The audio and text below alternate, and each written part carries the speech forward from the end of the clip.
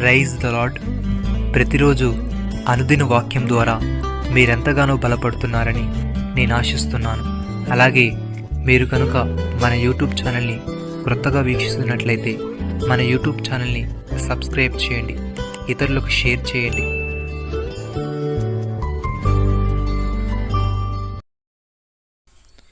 నీ యవ్వన దినములందు నేను నీతో చేసిన నిబంధనను జ్ఞాపకమునకు తెచ్చుకొని ఈ యొక్క నిత్య నిబంధన నీతో చేసి దాన్ని స్థిరపరుతును.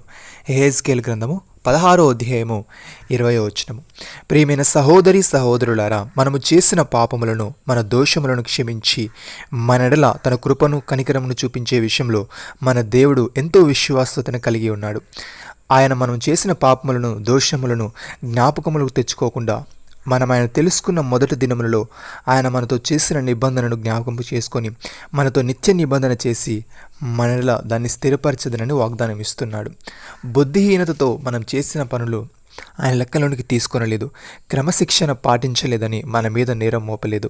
మనం ఆయనతో చేసిన నిబంధన కంటే ఆయన మనతో చేసిన నిబంధనని ఆయన అధికముగా చూస్తున్నాడు. ఆయన తాను చేసిన నిబంధనను ఎట్టి పరిస్థితుల్లో విఫలం కాకూడదని ఆశిస్తున్నాడు. అందుకే మనం ఆయన నిబంధనలను నిలబడకపోయినను ఆయన మాత్రం తాను చేసిన నిబంధన నుండి తొలగిపోవట్లేదు.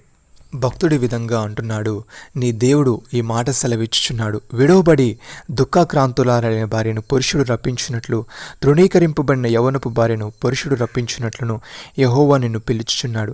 నిమిషం మాత్రమున నేను నిన్ను విసర్జించుతని గొప్ప వాత్సల్యముతో నిన్ను సమకూర్చదును.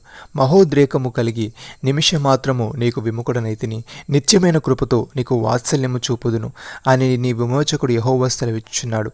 నోవాహు కాలమున జలప్రలయమును గురించి నేను చేసినట్లు చేయుదును, జలములు భూమి మీదికి ఎకను పొర్లుచు రావని నోవాహు కాలమున నేను ఒట్టు పెట్టుకున్నట్లు నీ మీద కోపముగా నుండననియు నిన్ను గద్దింపననియు నేను ఒట్టు పెట్టుకుని ఉన్నాను.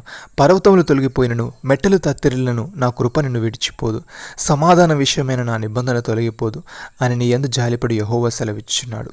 ప్రియమైన సహోదరి సహోదరులారా, గొర్రెల గొప్ప కాపరైన యేసును మన ప్రభువును నిత్యమైన నిబంధన సంబంధమగు రక్తమును బట్టి మృతుల నుండి లేపిన సమాధానకర్తయగు దేవుడు యేసుక్రీస్తు ద్వారా తన దృష్టికి అనుకూలమైన దానిని మనలో జరిగించుచు ప్రతి మంచి విషయంలోనూ తన చిత్త ప్రకారము చేటుకు మిమ్మల్ని సిద్ధపరచునుగాక.